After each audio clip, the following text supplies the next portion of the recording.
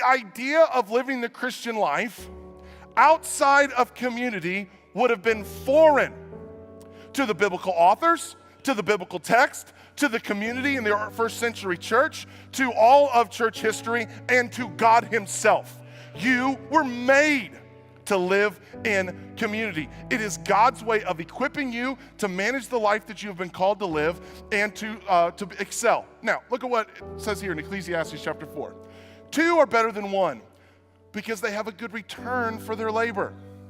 If either of them falls down, one can help the other up. Also, if 2 lie down together, they will keep warm. But how can one keep warm alone? Let's keep going.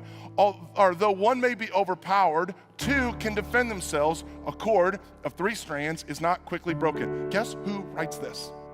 The guy's name is Solomon, universally known outside of Jesus as the wisest man to ever live. If the wisest man who ever lived says to you, it is not good for you to be alone, that you need to be in community, I think we should go, all right, we got to get this thing figured out. I have never seen a person who's in a small group or a D group who's had their needs go unmet. I've seen small groups and D groups prepare meals for weeks. I've seen them pool their money to meet a need. I've seen their small groups show up to pray at hospitals and at funeral homes. It is in biblical community that you get to know people and people get to know you. I had a person call me one time and they were frustrated that no one came to see them at the hospital and no one came to pray for them at their house and follow up with them and see how they were doing. And there was a longer conversation and it was, I was super nice and pastoral, but there was this chunk in that conversation where I asked them some questions. Hey, your small group didn't come and take care of you. Who's your small group leader? I'll call them up, figure out what was going on and see how it fell through the cracks. Well, I'm not in a life group. Okay. Well, then let me call your ministry leader and see how this situation was overlooked. Well, I'm not in a ministry. And I said, okay, the reason why nobody came in your hour of need is because nobody knew you were in need. You had no community. Pity the person who falls down and has no one to pick them up. The Bible is full of one another passages in 94 different verses. 47 of those verses are instructions to us as Jesus followers. A third are about getting along. A third are about loving one another. 15% deal with your attitude toward one another. Look what it says in Galatians chapter 6. Carry each other's burdens, and in this way you will fulfill the law of Christ. His goal is for you to be in relationship. Now, some of you might be going, oh, I understand what's happening here.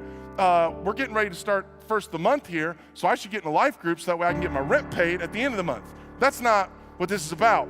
This is about you proactively being in community and growing in Christ. And inside of that community, as your affections for one another grow, you find yourself become bonded through Christ, and you become brothers and sisters, and you can't help but see somebody you care about and somebody that you've submitted to and somebody that you are in relationship with struggle. You come alongside of them and you lift them up, because I don't know if you know this, sometimes life gets hard, and sometimes the Christian life is harder.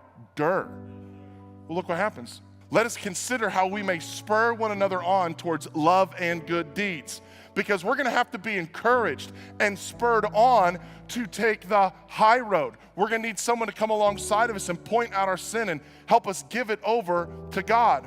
Right now, as I'm talking, some of you hopefully are feeling a little convicted that for one reason or another, you haven't made being a part of a church a priority. And Satan might be whispering in your ear, yeah, I'd like to go back, but it's going to be awkward because it has been too long. I want you to hear me say it. Not true. We will rejoice and be excited, and I will wear my arms out, giving you hugs that you are back. You were not supposed to do life alone. And the very moment you're being pointed towards truth, Satan will try to rob it.